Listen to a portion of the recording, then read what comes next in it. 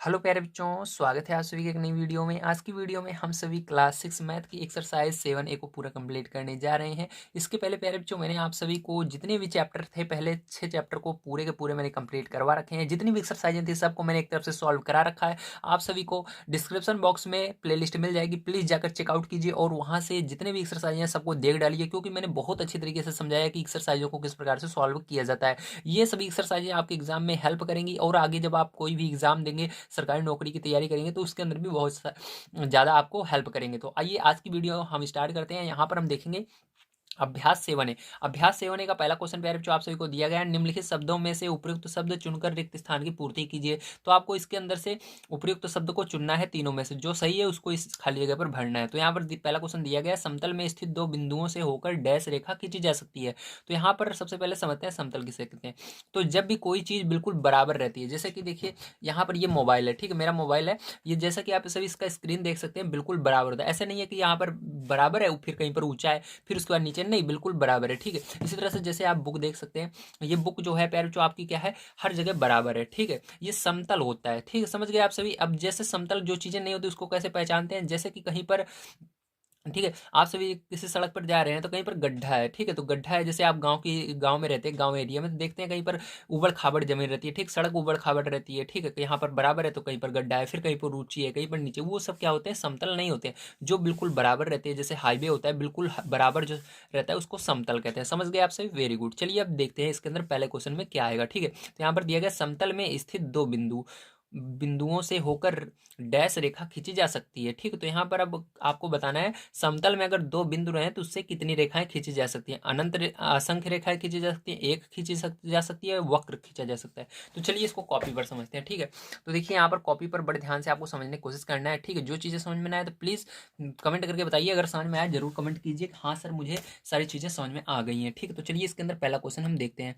तो देखिए पहला क्वेश्चन प्यार चो, इसके अंदर आप सभी को सबसे पहले समझना होगा समतल। तो समतल मैंने आपको समझा दिया कि ये समतल होता है। अब इसके अंदर क्या कह रहा है, दो बिंदु हैं उससे रेखा कितनी खींची जा सकती है ये बताना है। तो यहाँ पर देखिए हम मानते हैं एक बिंदु यहाँ पर है और दूसरा बिंदु यहाँ पर है, ठीक है। अब आपको क्या करना है, ऐसी रेखा खींचनी है जो इन दोनों को होते हुए जाए।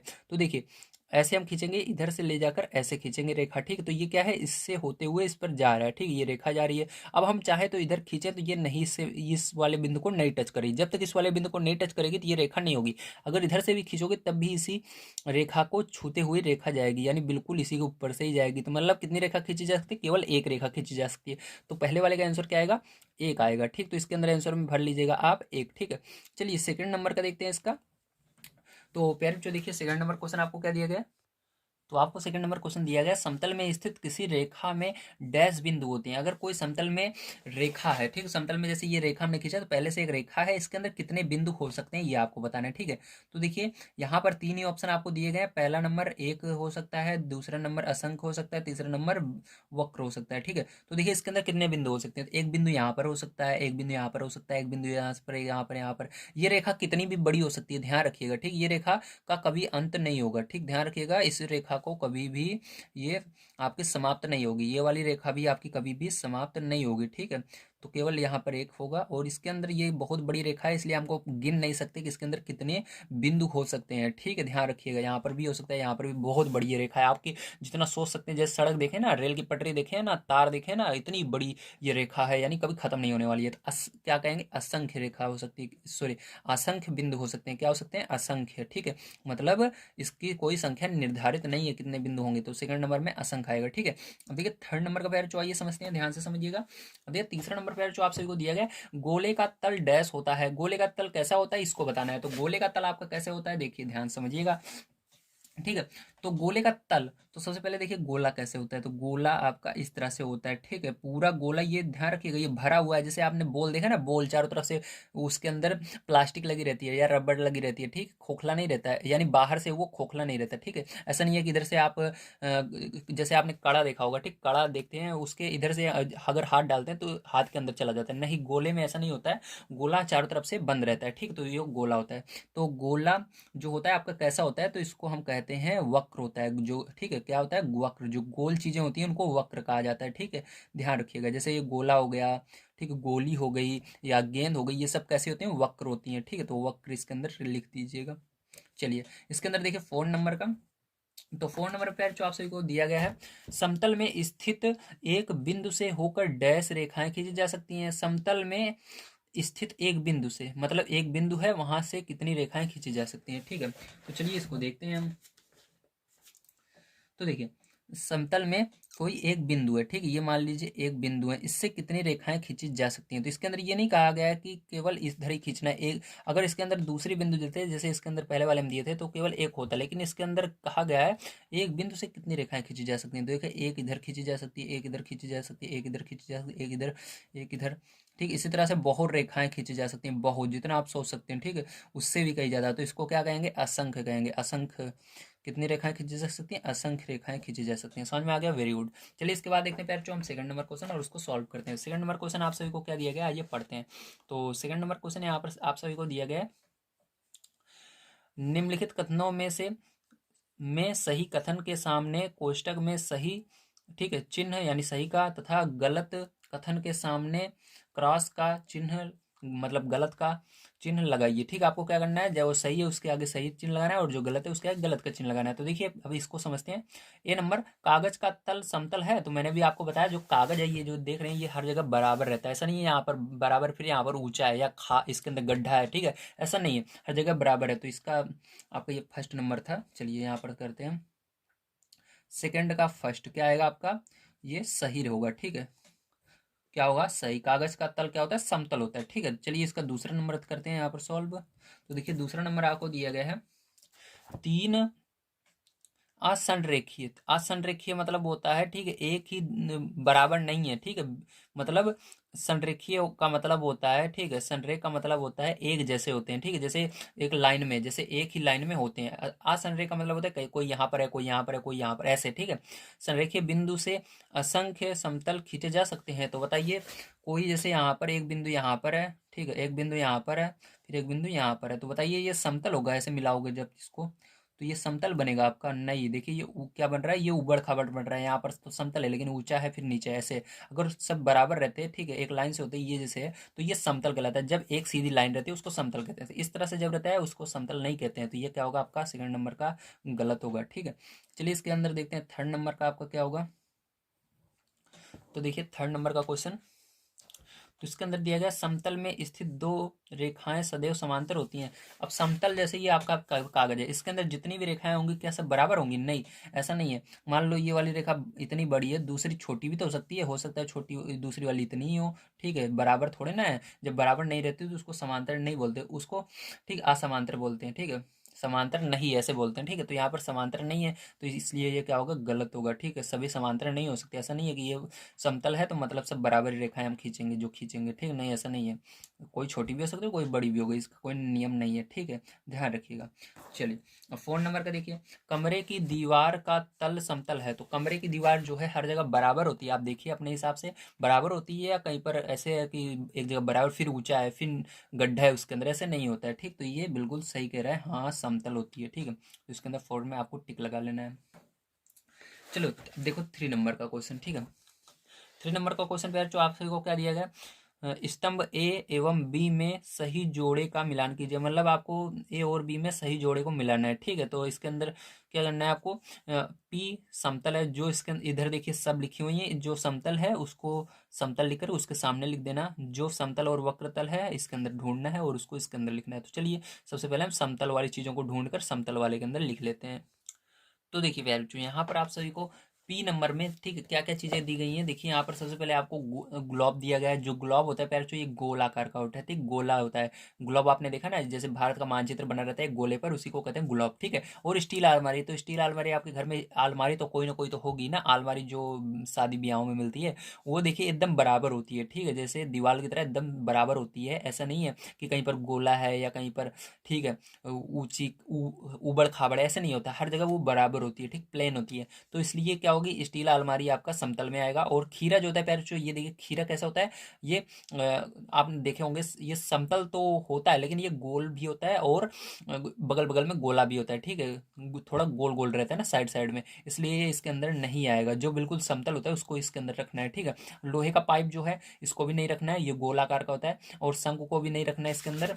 और देखिए आगे इसके अंदर क्या चीजें हैं और इसके देख लेते हैं। तो देखिए इसके अंदर अब आगे है आपका श्याम पट का तल। तो श्याम पट कहते हैं हम ब्लैक बोर्ड को। तो ब्लैक बोर्ड का जो तल है, ठीक है, जिसके अंदर आप लिखते हो, ठीक है, उस वो क्या होता है आपका, बिल्कुल बराबर होता है हर जगह, आपने देखा होगा, ठीक है। तो ये वाला भी आपका समतल में आ जाएगा। और ठोस बेलन जो है इसके अंदर नहीं आएगा, ठोस बेलन ध्यान रखिएगा। कांच की गोली भी इसके अंदर नहीं आएगी, ठीक है। तो ये हो गया आपका समतल वाला। अब चलिए इसके बाद हम देखते हैं आपका समतल और वक्रतल। मतलब इसके अंदर समतल भी रहेगा और गोल, थोड़ा गोल टाइप का भी रहेगा, ठीक। समतल भी वो चीज़ें रहेंगी और थोड़ा गोल टाइप की भी रहेंगी। चलिए इसको हम लिख लेते हैं, इसके अंदर कौन कौन सी चीज़ें आएंगी। तो देखिए प्यारे बच्चों, आपका जो अब समतल और वक्रतल है, इसके अंदर हमारी समतल भी होना चाहिए और वक्रतल भी होना चाहिए, ठीक है। तो जैसा कि इसके अंदर ग्लोब है, ये पूरा आपका वक्रतल होता है। स्टील का अलमारी तो हमने लिख ही लिया। खीरा जो होता है प्यारे बच्चों, ये क्या होता है, ध्यान रखिएगा। समतल हम उस चीज को मानते हैं, जैसे ये पेन है, तो आप कहोगे सर ये समतल है क्या है, ठीक। तो ये अगर कहीं पर भी, जैसे आप देख सकते हैं, इसको रखने पर ये इस साइड उठी हुई है, ठीक, पीछे साइड उठी हुई है, और इधर भी देख सकते हो उठी हुई है, ठीक। पूरा पूरा ये ऐसे, जैसे ये मोबाइल है, अब इसको मैं जब रखूंगा, देखिए इसको जब मैं ऐसे रखूंगा, तो ये क्या हो जाएगा आपका पूरा का पूरा, ये चारों तरफ से इसको ढक ले रही है, कहीं पर उठी हुई ज़्यादा नहीं है, ठीक। पूरी की पूरी ये इसको छू रही है, ठीक है, इसका कांच। तो इस तरह से जब चीज़ें होती हैं, जैसे आपकी बुक है, उसको जब आप बंद करके रखते हो, सब जो चारों तरफ है वो जमीन को टच कर लेता है, तो उसको हम क्या कहते हैं, उसको हम समतल कहते हैं, ठीक है। अगर उसी के अंदर समतल भी रहे, ठीक है, ध्यान रखिएगा, सम वो टच भी करे और उसके अंदर गोला भी बने, जैसे कि आप देख सकते हैं शंकु को। जैसे कि शंकु मैं आपको दिखा देता हूँ कहाँ पर है, ठीक है। तो देखिए ये रहा, ठीक है। आप जैसा कि देख सकते हैं, ये बेलन है और ये शंकु है। तो देखो इसके नीचे जो है ये, ठीक है। अब ये साइड वाला, जब इसको आप ड्रम होता है उसको जब आप, ठीक है, ड्रम देखो ना आप, उस ये वाला ड्रम नहीं हो, आप इस तरह से ड्रम देखे होंगे एक। तो जब आप इसको रखेंगे, ठीक, बेड़ करके, तब जब इसको इस भल से रखेंगे तो देखेंगे सारे सब सभी तरफ क्या होता है, ये टच हो जाता है, ठीक है। तो इसको क्या कहते हैं हम, इसीलिए हम इसको कहते हैं, ठीक है। इसको हम क्या कहेंगे, इसको हम कहेंगे ये आपका समतल भी है और वक्रतल भी। इसी तरह शंकु जो होता है ये भी टच हो जाता है, ठीक है, क्योंकि इस साइड देखिए ये गोला है इसके अंदर, इसलिए वक्रतल और ये समतल दोनों आएगा, ठीक है। तो इस तरह से आपको करना है। तो यहाँ पर आपको इसके अंदर लिखना है ठोस बेलन और शंकु, ठीक है। चलिए इसके आगे हम देखते हैं हम अपना लास्ट वाला। तो देखिए यहाँ पर वक्रतल में जो बच जाता है वो सब वक्रतल होंगे, जैसे कि ग्लोब, कांच की गोली, खीरा और लोहे का पाइप, ठीक है। ये सब किस में आएंगे, वक्रतल में आएंगे, ठीक है। तो चलिए इसके बाद हम देखते हैं अपना 4 नंबर का क्वेश्चन और देखते हैं इसके अंदर हमको क्या करना है। तो 4 नंबर क्वेश्चन में आप सभी को दिया गया है, ठोस बेलन में कितने समतल एवं कितने वक्रतल होते हैं। तो मैंने आपको अभी दिखाया था ठोस बेलन, चलिए फिर से देख लेते हैं। तो ये आपका समझ लीजिए ठोस वेलन है, ठीक है।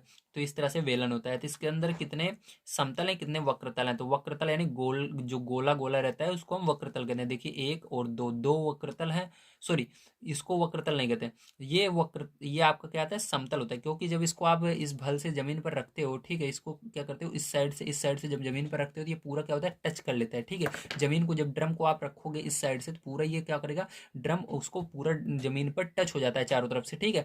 तो इसको क्या कहते हैं, इसलिए समतल कहते हैं। और ये जो गोल आकार का होता है, ये बीच वाला, इसको समतल कहते हैं, इसको हम वक्रतल कहते हैं। क्या कहते हैं, वक्रतल। तो एक समतल, दो समतल और ये वक्रतल, समझ गए ना। तो ये जिस तरफ से हम ड्रम को रखते हैं उसको क्या कहते हैं, हम समतल कहते हैं। तो एक समतल, दो समतल, तो दो समतल होते हैं। और ये जो बीच में रहता है, इसका बीच वाला पार्ट रहता है पूरा ऐसे जो गोल आकार का रहता है, ठीक है, यहाँ से लेकर यहाँ तक, उसको क्या कहते हैं, हम समतल कहते हैं, अरे सॉरी वक्रतल कहते हैं, ठीक है।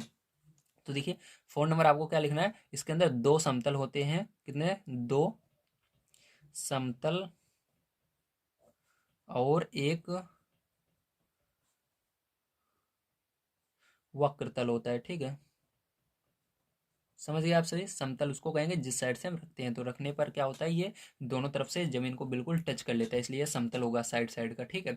अब देखो इसके अंदर आइए देखते हैं हम आगे अपना। और देखिए यहाँ पर एक चीज़ आपको दिमाग में आई थी, ठीक है। चलिए उसको छोड़िए, अब देख लेते हैं आगे वाला, है ना, क्योंकि वीडियो ज़्यादा लंबा हो रहा है। देखिए यहाँ पर 5 नंबर में समतल के 3 गुण बताइए। अब समतल के 3 गुण बताने हैं, ठीक। तो यहाँ पर देखिए तीनों गुण मैं आपको दिखा देता हूँ, आपके क्या क्या लिखने हैं। तो समतल के 3 गुण यहाँ पर ये रहे, आपकी बुक में दिए गए हैं। पहला, दो बिंदुओं से होकर असंख्य समतल प्राप्त किए जा सकते हैं, पहला गुण, ठीक है। दो बिंदुओं से होकर असंख्य समतल प्राप्त किए जा सकते हैं, ठीक, पहला गुण ये होगा। दूसरा गुण आपका ये रहा, 3 असंरेखीय बिंदुओं से एक और केवल एक ही समतल खींचा जा सकता है। 3 असंरेखीय बिंदुओं से एक और केवल एक ही समतल खींचा जा सकता है, ये दूसरा हुआ। और तीसरा वाला आपका ये रहा, इसको लिखना है, समतल में एक बिंदु से जाने वाली असंख्य रेखाएं खींची जा सकती हैं। समतल में एक बिंदु से जाने वाली असंख्य रेखाएं खींची जा सकती हैं। ठीक है, इस तरह से आपका ये तीनों इसके गुण हो चुके हैं। ठीक, तो चलिए इसके बाद देखते हैं 6 नंबर क्वेश्चन हमारा क्या होगा। 6 नंबर क्वेश्चन दिया गया है, समतल वाली वस्तुएं एवं वक्रतल वाली वस्तुओं के चार चार उदाहरण दीजिए। ठीक, तो यहाँ पर समतल वाली वस्तुओं के और वक्रतल वाली वस्तुओं के चार चार उदाहरण देने हैं। तो चलिए उसको लिखते हैं। तो देखिए, समतल वाली वस्तुओं में पहला नंबर दीवार लिखेंगे हम। ठीक है, और दूसरा नंबर आपकी किताब आती है, बिल्कुल समतल होती है, किताब लिख लेंगे। और तीसरे नंबर में आपके आएगा बॉक्स। ठीक है, बॉक्स देखें ना, घर में बॉक्स होता है, तो जैसे जमेट्री बॉक्स हो गया, वो भी बिल्कुल समतल ही होता है ना, तो उसको बॉक्स हो जाएगा।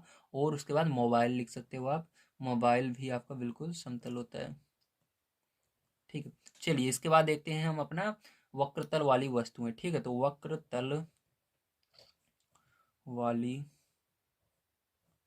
वस्तुएं, तो जो गोल आकार की होती हैं उनको लिखना है। ठीक है, तो चलिए देखिए इसके अंदर क्या क्या लिखेंगे हम। इसके अंदर पहला लिखेंगे गेंद, जो है वो भी आपकी वक्रतल होती है।